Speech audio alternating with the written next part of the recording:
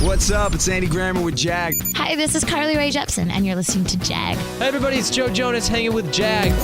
This is Heather Knox with the hottest Jag I've ever seen. Ryan Seacrest with Jag.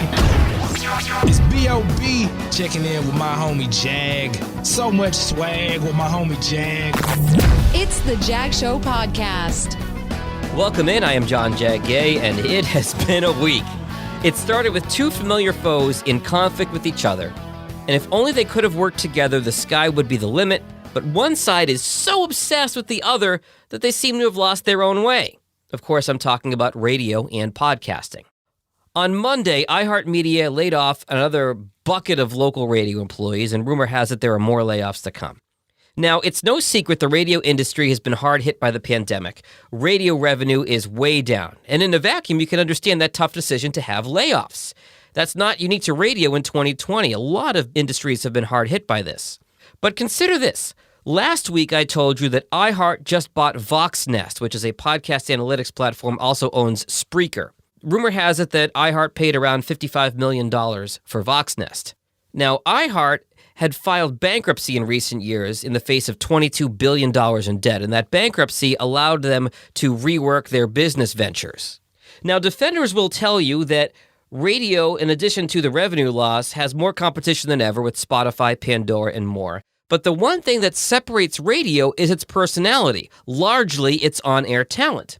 And over the last 20-25 years, for reasons that would be an entire other podcast in itself, radio has slowly taken the personality out of its stations, except for, of course, news, talk, sports, and morning shows. A lot of it has become just a jukebox, thus not separating itself and not differentiating itself from the Spotifys and Pandoras of the world. So a lot of radio's wounds are self-inflicted. And now, when a company decides its priority is to invest in podcasting and keep slashing those radio talents, that tells you where their priorities are. According to Media Monitors, iHeart owns the most shows in the top 200 podcasts, and the reason for that is they have pimped out their radio stations to promote the podcasts. Podcasting is the priority for iHeart and some other radio companies as well. I shouldn't just single them out. But I sincerely hope that these big companies don't destroy podcasting like they did local radio. Okay, on to other podcast news this week. Stitcher is launching a new version of its app. Instead of favoriting a show, you'll follow it to subscribe to it. Magellan's artificial intelligence blog tracked the election and how Biden and Trump's campaigns utilized podcast advertising. You can read that link in the show notes. Nielsen, the radio ratings company, has more data about host-read podcast ads and them being more effective than pre-recorded ads. It's the old radio live endorsement model. A commercial or an ad read by the trusted voice of the podcast carries a lot more weight than something pre-recorded. Before I wrap up this week, two quick shout-outs for some professional development courses that I've taken this week.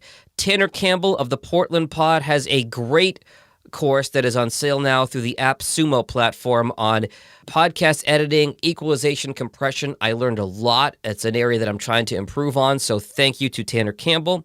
And also, former guest on the podcast, Tom Kelly of Clean Cut Audio has a great course that I took as well. I'm going to link to both of those in the show notes. As always, as you look at your marketing plans for 2021, you should think about podcasting. In most cases, it's a lot less expensive than things like print advertising and has a lot more staying power. Nobody can tell your brand's story better than you can. If you're thinking about a podcast, let me help you create one. If you have an existing podcast you need professionally edited, I can help with that too. Just find me at jagindetroit.com or on social media at jagindetroit. All my contact information follows. As always, stay healthy, stay safe, and I will talk to you next week, hopefully with a little bit more sleep than this week. Later! Thanks for listening to the Jag Show Podcast. If you like what you heard, be sure to subscribe in Apple, Spotify, Google, or wherever you get your podcasts. For help with your podcast, find Jag on social media at Jag in Detroit or on the web at jagindetroit.com.